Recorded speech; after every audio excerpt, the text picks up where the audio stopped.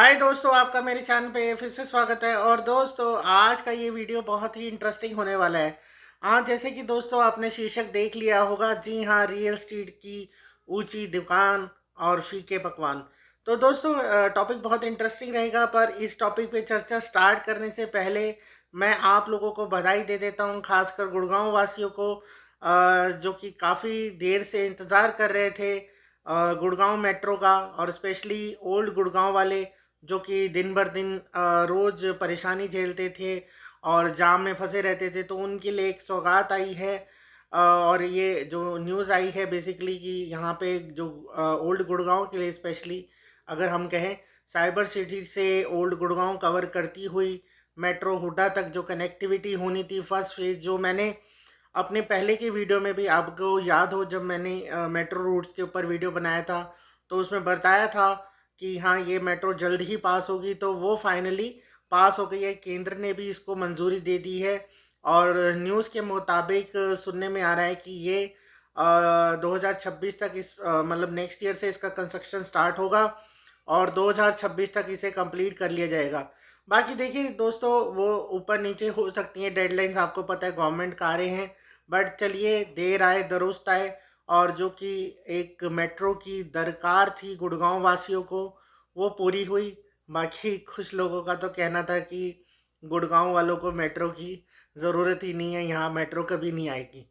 But देखिए, जो चीज़ होनी है और जो चीज़ लिखित है, जिसके बारे में जानकारी आपने बेसिकली होती है, तभी मैं उस चीज़ के बारे में वीडियो बनाता हूँ। अन्यथा निराधार चीज़ों को मैं अपने वीडियो में सम्मिलित नहीं करता हूँ। तो चलिए, एक बार फिर से बधाई हो गुड़गांव वासियों, आपको मेट्रो जल्द मिले, हम तो यही आशा करते हैं। और बाकी रूट्स भी जो पेंडिंग हैं वो भी जल्द से जल्द अप्रूव किए जाएं। तो दोस्तों, अब चलिए अपने वीडियो के मेन टॉपिक पे आते हैं, रियल एस्टेट की ऊंची दुकानें और फीके पकवान। जी हाँ, आपने ये तो कहावत काफ़ी सुनी होगी कि भी ऊंची दुकान और फीके पकवान। तो ऐसा ही कुछ दिखने में आ रहा है रियल एस्टेट में भी। तो कहीं कहीं देखिए, बहुत चीज़ें महंगी मिल रही हैं, बिल्डर्स बहुत हाई फाई रेट लेके आ रहे हैं, बट वहाँ पे उस हिसाब से सर्विसेज नहीं मिल रही लोगों को, लोग परेशान हैं। बहुत सारी सोसाइटीज़ हैं गुड़गांव में, क्या मैं कहूँगा, देश के हर एक कोने में इस तरह की सोसाइटीज़ होंगी जहाँ पे हाई मेंटेनेंस है, ना सर्विसेज हैं और बिल्डर का कोई ध्यान नहीं है। और बड़े बड़े नामचीन हैं इसमें, मतलब जिसे हम लिस्टेड प्लेयर कहते हैं, ऐसे नाम भी सम्मिलित हैं। तो इसीलिए जब भी आप देखिए कोई प्रॉपर्टी लेने का प्रावधान करें या उसका मन बनाएं, तो बड़ा सतर्कतापूर्वक ही आपको जाना चाहिए। और ख़ासकर रेडी टू मूव प्रॉपर्टी अगर आप लेने जा रहे हैं, तो वहाँ पे रिव्यू आसपास के लोगों से और वहाँ पे जो रेजिडेंट्स हैं उनका रिव्यू भी जानना बहुत ज़रूरी है। बजाय ब्रोकर के भरोसे ना बैठें, क्योंकि देखिए कई बार क्या होता है, ब्रोकर अपने लालच में आपको चीज़ें दिला देते हैं। अगर अच्छा ब्रोकर नहीं है तो खासकर वो इस तरह से करता है और आप अंत में कहीं फंसते हुए नज़र आते हैं।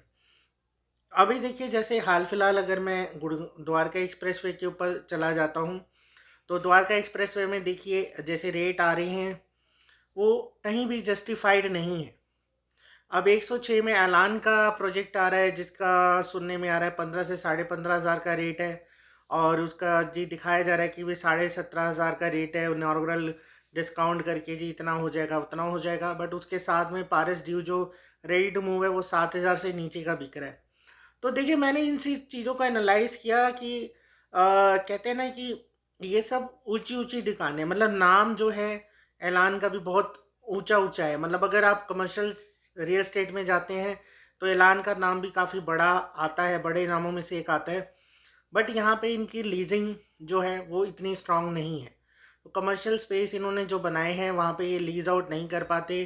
प्रॉब्लम है इनके भी कमर्शियल स्पेस में। मतलब पैसा तो आपसे ये अच्छा लेंगे, बनाने में भी चीज कमर्शियल स्पेस तो ये इनको एक्सपीरियंस है, बना लेते हैं। और जबकि ये रेजिडेंशियल में पहली बार आ रहे हैं, और पहली बार आते हुए भी एक तो हाई फाई प्रोजेक्ट मतलब लेके आ रहे हैं, और ऊपर से रेट भी उसके बहुत हाई फाई हैं। अब देखिए, जिनको भी जाना है इस प्रोजेक्ट में, बहुत सतर्कता पूर्वक जाना।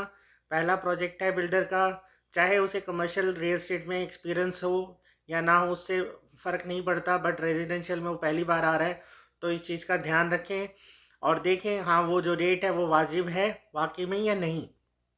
क्योंकि देखिए आसपास की मार्केट में मैंने जैसे बोला, पारस ड्यू का एग्जांपल उठा लेते हैं, सिर्फ 7,000 के रेट पे बिक रहा है, बल्कि 7,000 के नीचे के रेट पे बिक रहा है। और एक चीज़ अभी अंडर कंस्ट्रक्शन है, मतलब अंडर कंस्ट्रक्शन क्या कहूँगा मैं, प्री लॉन्च स्टेज पे है, वो 15 15,500 पे। तो आप देखिए कि हाँ कितना क्या डिफरेंस मिल रहा है उसमें मुझे। तो इन सारी चीज़ों को एनालाइज करें, मतलब दोनों प्रोजेक्ट को कंपेयर करें, तभी कोई आगे डिसीजन लें। ऐसे अगर आंख बंद करके आप मार्केट का जो हो हवा चल रही है, या फिर मैं कहूँगा कि प्रमोशंस चलते हैं, हवा तो नहीं है इस टाइम में, हवा का रुख थोड़ा सा थमसा हुआ नज़र आ रहा है, बट जो भी है प्रमोशंस में ना जाएं, अपना दिमाग लड़ाएं।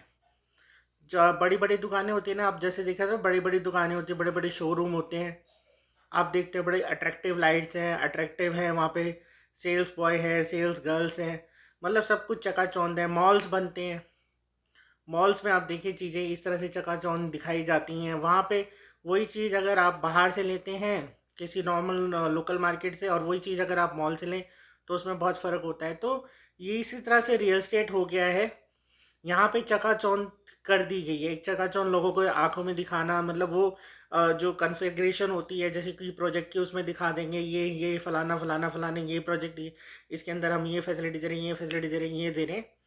और अल्टीमेटली बाद में किसने पूछना है, वो ब्राउचर के अंदर चीज़ें छपी होती हैं, बाद में से आधे से ज़्यादा ऑपरेशनल भी नहीं होती, और ऑपरेशनल होने में कितना समय लगता है, प्रोजेक्ट भी कई बार बन के खड़ा हो जाता है, क्लब हाउस तो ऑपरेशनल नहीं होते। तो बहुत सारी चीज़ें हैं, इसलिए देखिए ब्राउचर से अट्रैक्ट ना हो, मतलब अट्रैक्टिव ब्राउचर से, अट्रैक्टिव ऐड से अट्रैक्ट नहीं होना है।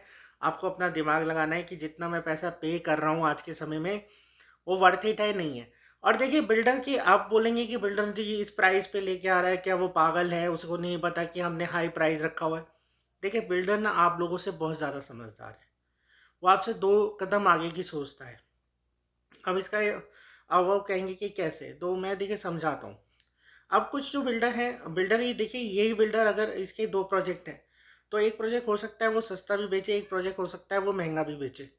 तो अब उसकी रीज़न क्या होते हैं, देखिए कोई लैंड कॉस्ट, जब उसने कोई लैंड ली है, पुरानी लैंड है, पुरानी कंस्ट्रक्शन है उसी बिल्डर की, तो वो वहाँ पे उसको एक अच्छा खासा मार्जिन मिल रहा है, तो उसको बेचने के लिए वो सस्ता बेच बेच देगा।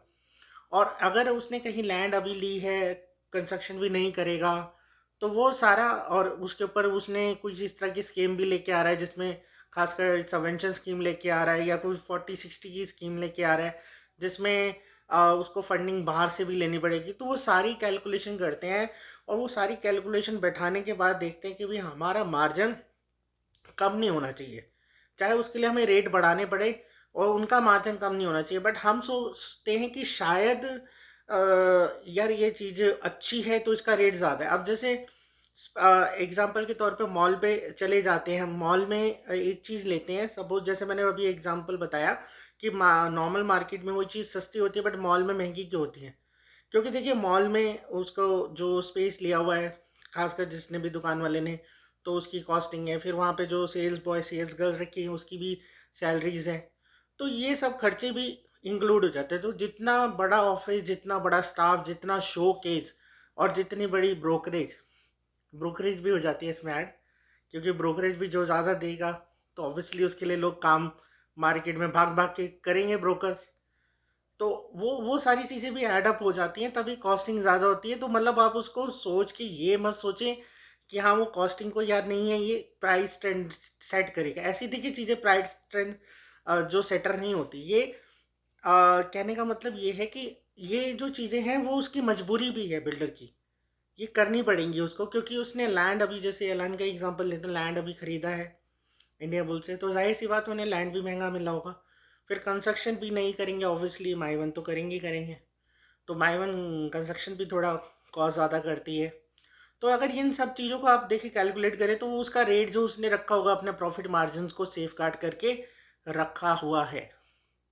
और उसी के साथ में नहीं तो दूसरा प्रोजेक्ट 7,000 के रेट में नहीं मिलता, चाहे वो नॉन माई वन भी हो, क्योंकि उसका हो सकता है उसका प्रॉफिट मार्जिन वहाँ पे भी सेट हो रहा हो, क्योंकि वो पुराना प्रोजेक्ट था, उसने लैंड पहले से खरीदी थी, और कंस्ट्रक्शन भी उसकी पुरानी थी, ऑलमोस्ट कंप्लीट ही हो गई थी, बस छोटा मोटा टचअप रह गए थे, तो वो पोजीशन के नियर बाई है।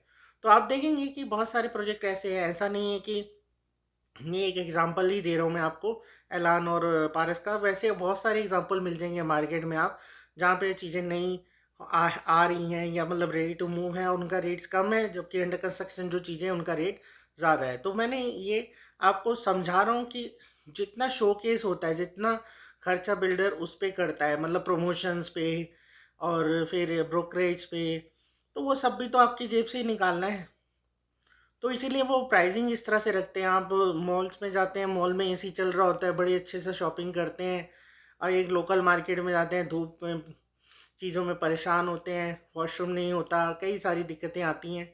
तो उन सब चीज़ों का जो वॉशरूम दे रहा है, जो एसी दे रहा है, उस सब का पैसा आपकी जेब से ही काटा जाता है। तो इसीलिए बहुत ज़्यादा अट्रैक्ट नहीं होना। वो ये ऊंची ऊंची दुकानें हैं, यहाँ जो पकवान है वो फीके भी मिल सकते हैं।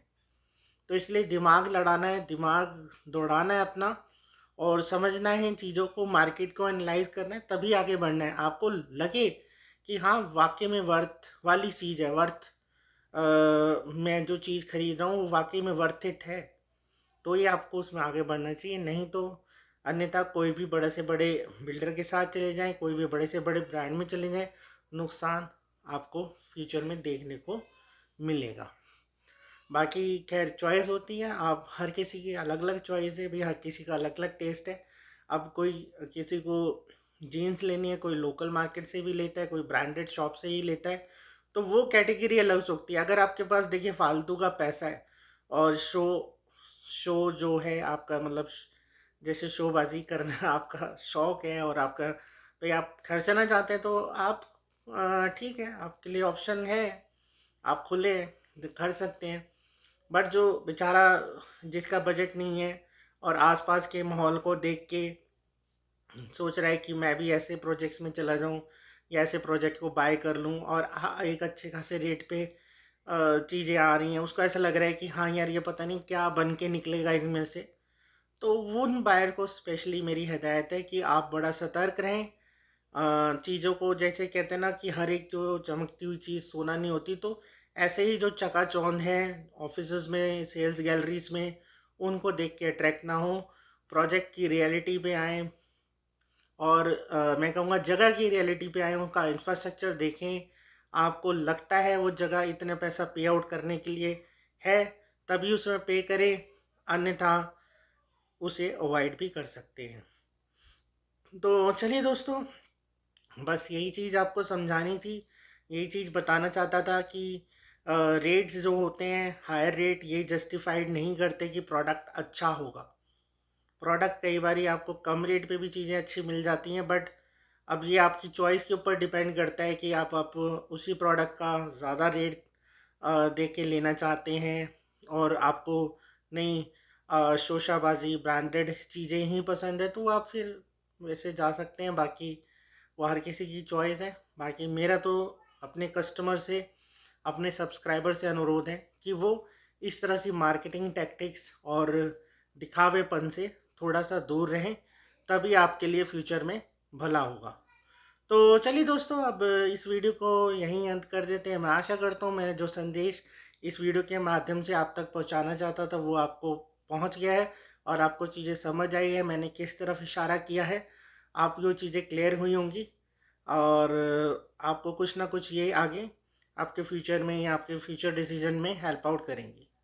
तो चलिए दोस्तों, अब इस वीडियो को यहीं पे अंत कर देते हैं, और अब आपको जल्द मिलेंगे इसी तरह के इन्फॉर्मेटिव और नॉलेजेबल वीडियो के साथ।